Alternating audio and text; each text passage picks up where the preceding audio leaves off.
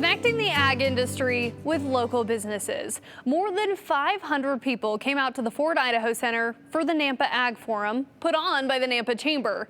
In today's Inside Ag, we talked with the speakers who were there to highlight the importance of ag in our community and the pending legislation that would impact ag in the State House.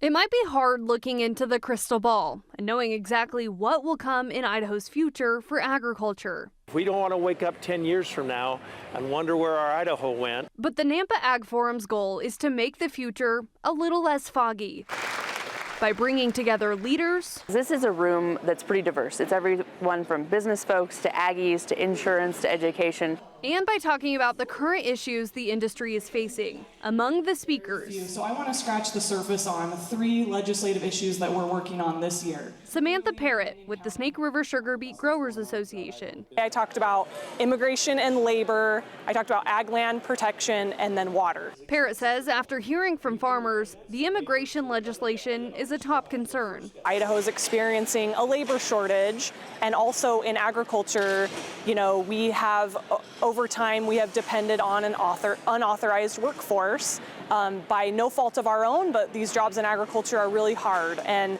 so I know our farmers are really concerned about legislation and issues. She says if these farmers want to go before the legislature and talk about these issues, their business could be targeted. It's why she asked those in the ag industry to reach out to their association where their stories could be shared on their behalf. World population continues to grow. We continue to lose farmland. We have to do less with more. But what are we going to do eventually when we pave over every piece of farm ground? We won't have the same Idaho ag economy. It's a similar issue. Growth versus preservation, which Lieutenant Governor Scott Bedke addressed, and land preservation can be a double-edged sword. Private property is sacred, and that we don't take it unless we pay for it. And so if we're going to block people from accessing their private property, then you got to pay for it. And I think if we'll remember that principle as we make these land use decisions, that we'll come out on top. Whether it be land preservation, immigration, or even pesticides, the Department of Agriculture has to enforce it for the industry. Director Chanel Tewalt says, depending on what gets passed, it can be beneficial or add friction. We want to have a really balanced and thorough conversation about the way we approach the work that we do that is important, but needs to reflect the folks we're serving. The forum was focused on talking about what the future could look like if everyone sits back and watches it happen.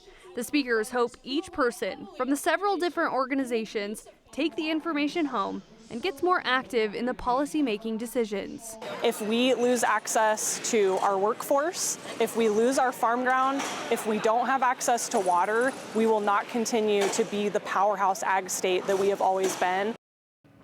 Now, Parrott says now is the time to talk to your representatives and associations advocating at the state level to make sure they know what's going on with each Idahoan.